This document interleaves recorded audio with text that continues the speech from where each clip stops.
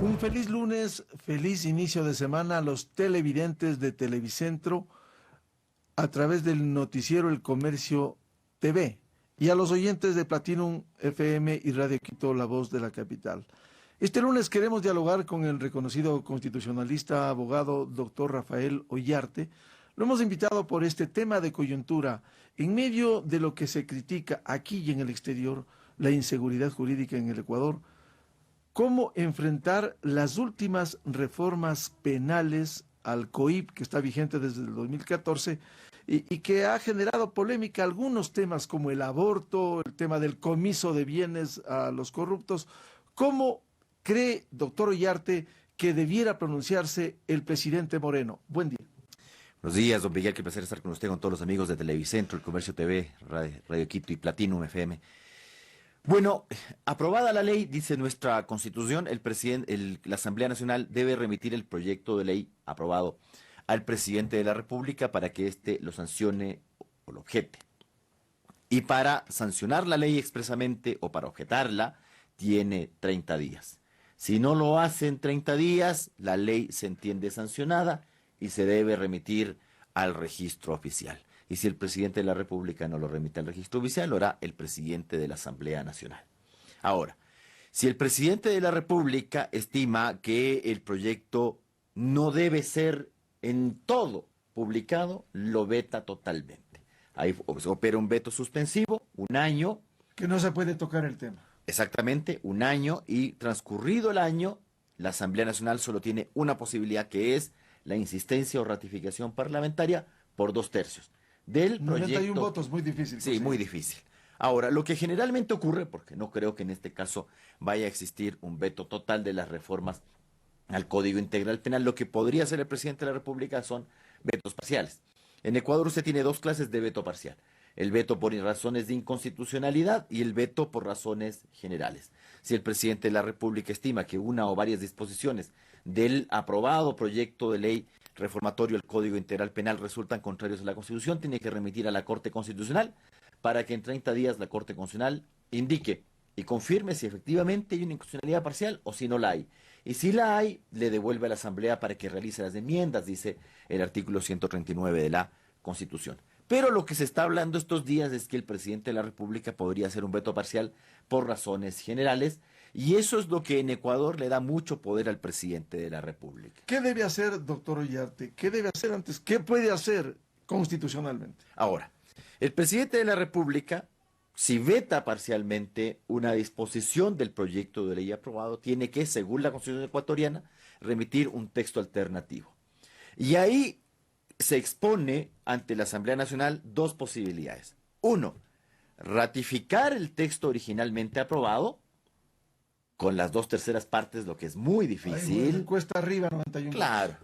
O allanarse expresamente con la simple mayoría, que es lo que generalmente ocurre. Es decir, las insistencias parlamentarias en el Ecuador son muy complicadas.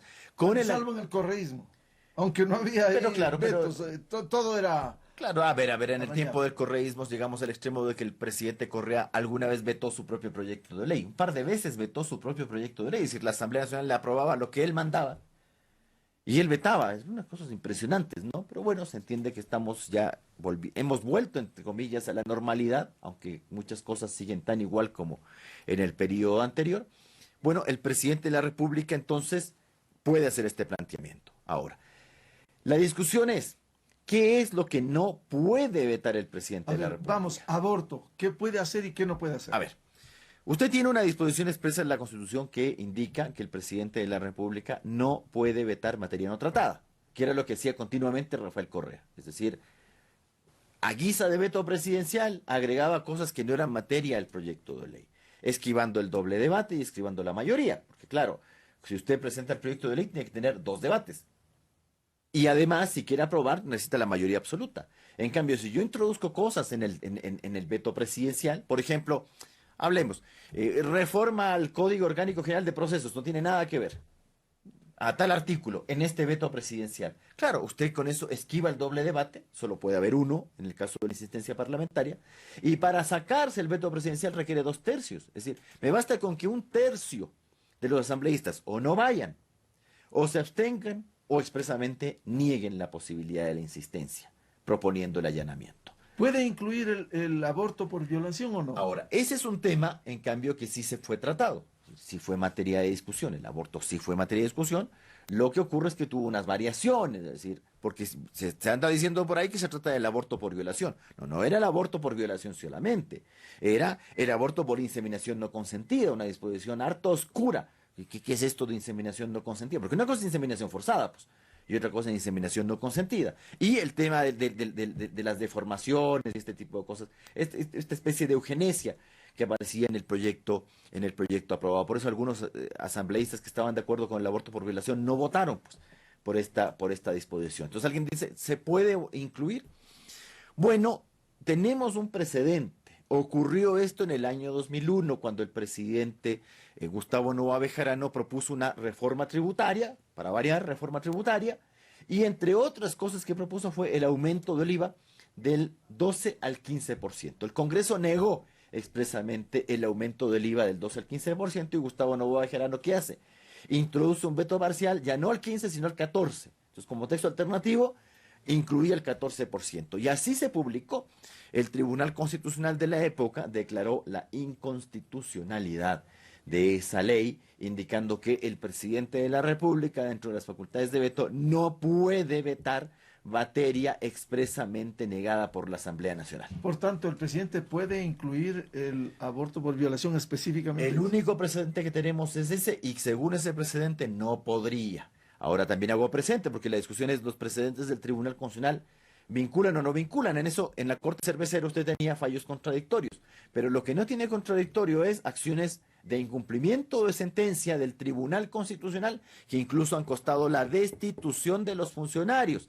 Se destituyeron funcionarios por no respetar los precedentes del Tribunal Constitucional. Sería un mal consejo decirle al presidente de la República que vete agregando un tema expresamente negado, saltándose un precedente constitucional, porque le podría costar un proceso en la Corte Constitucional, un proceso de incumplimiento de sentencia. ¿Qué pasaría si es que incluye el aborto por violación? Sería, según el precedente de la Corte, sería inconstitucional.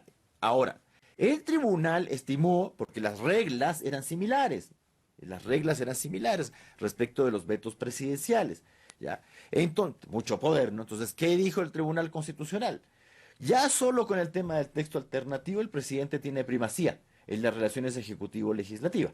Ahora, si el presidente de la República puede, a través del veto, introducir materia expresamente negada, resulta que usted no requiere legislatura, pues.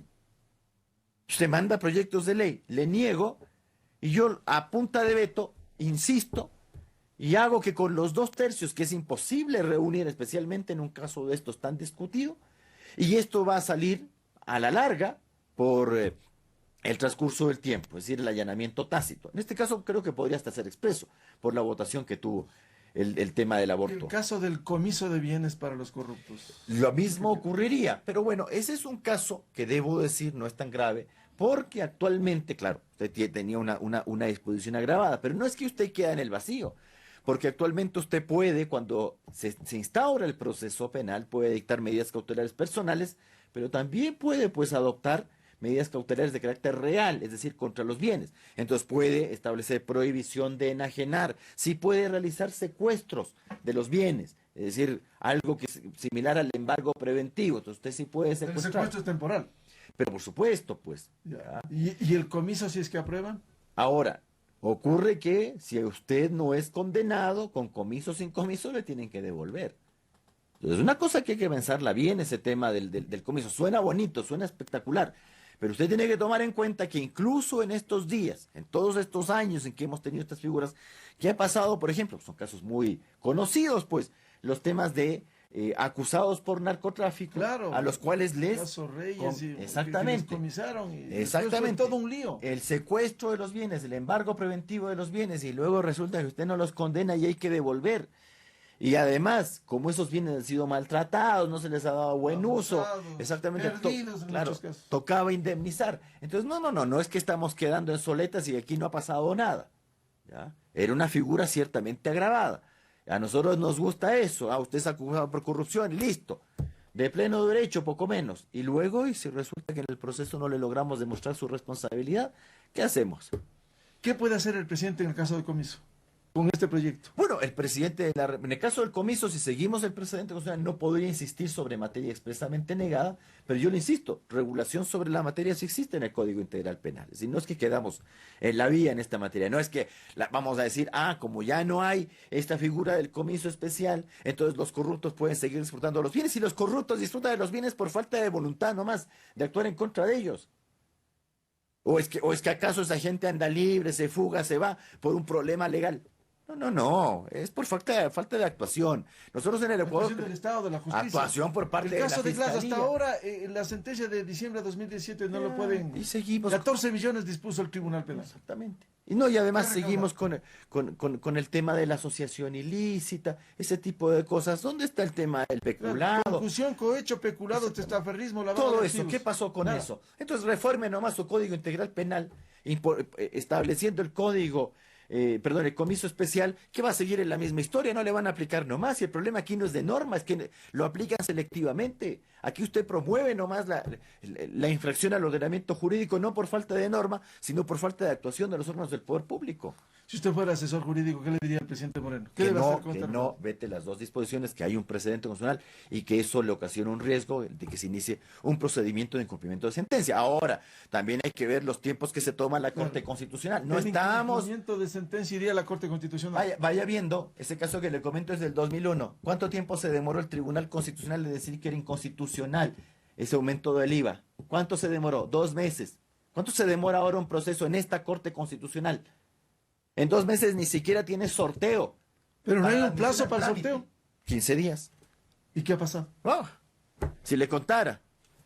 Entonces, claro, es Cuéntame bonito nomás hablar en las aulas de que la corte cervecera era malísima, porque claro, era impresentable. Entonces cambie, pues demuéstreme que está haciendo otra cosa. Aquí no basta con realizar inadmisiones a mansalva para ponerse al día de mala manera, pues. Ese no es el objeto. Yo leo las decisiones de la Corte todos los días y cada vez que las suben a la página web de la Corte. Inadmisión sobre inadmisión. Así se va a poner al día. Bueno, pues si está haciendo eso, por lo menos comienza a tramitar las causas que están pendientes. Hay cosas que son importantes, pero ahí están. Y algunas que nos pueden generar responsabilidad internacional nomás. ¿Cuáles, por ejemplo? Por ejemplo, el tema de la evaluación de la Corte Nacional. Vaya y diga, ya, pronúnciese. Diga que está bien. Verá que la semana anterior ya la Comisión Interamericana de Derechos Humanos aceptó y nos está llamando acuerdo amistoso por los temas. Uno, el tema del Tribunal Constitucional, por el tema de los manteles. ¿Se acuerda cuando llegó la Corte presidida por Pazmiño? La Corte anterior, ¿cuál era? La de Santiago Velázquez. Ya nos está llegando ese tema. Y el tema de la salida de 2 miembros del Consejo de la Judicatura, Rosa Cotacachi y el señor, se me fue el nombre, Arosemena. Ya nos está llegando porque esta cosa sucede. Aquí en el Ecuador usted hace las cosas a la tonta y a la loca, mal hechas. Total, de esto no sabremos en 10 años. Y en 10 años, ¿quién tiene que pagar, pues? ¿Quién va a arreglar el desbarajuste de la famosa evaluación a la Corte Nacional? Pero ahí todos, ese rato todos son inmunes, todos alegran prescripciones, aquí no pasa nada y listo. Ya sabemos cómo es la cosa, por eso lo hacen. Y con la gentil colaboración de la Corte, pues. Esta Corte Pero Constitucional. por supuesto está un caso ahí de la impugnación. ¿Qué caso? De la evaluación a la Corte Nacional de Justicia, 1.5 meses. Sin siquiera sorteo. Bueno, sigamos nomás, pues. Entonces por eso le digo, si el día de mañana el presidente de la República incluye el tema del aborto por violación en el veto inconstitucionalmente, ¿cuándo irá a resolver esta Corte? ¿En 5 años? Cuando cambiemos de constitución. Y mientras tanto, ¿qué pasa? Entra en vigencia. Pero por supuesto, pues mire, usted no declara la Y si inconstitucionalidad. pasan 5 años, mucho más complicado desarmar eso. Pero por supuesto, son cosas ya es sobre los hechos consumados y la gente después no se... Vea el tema de las consultas mineras. Hasta ahora, ya con 2 casos, la Corte, o sea, no es capaz de decir lo que tiene que decir. Diga si se puede o no se puede. Solo por la forma. Solo por la preguntita está mal hecha. Ya, pues, seriedad, pues, economía, no que tiene muchos casos. Entonces, ¿para qué patea la Había pelota? más de 10.000 casos. Pero por eso le digo, no que tiene muchos casos, entonces, pero tiene tiempo para estar respondiéndome 2, 3, 4, 5 veces la misma cosa cuando me lo puede decir de una buena vez. Lo pudo haber dicho ya hace 2 veces. El doctor Rafael Ollarte, constitucionalista en el noticiero El Comercio TV a través de Televicentro. Recuerden, las entrevistas pueden verse esta y todas las de Ecuador Radio en la página web de El Comercio. En Platinum FM y Radio Quito continuamos el diálogo con el doctor Rafael Ollarte. Permiso, feliz lunes, feliz inicio de semana.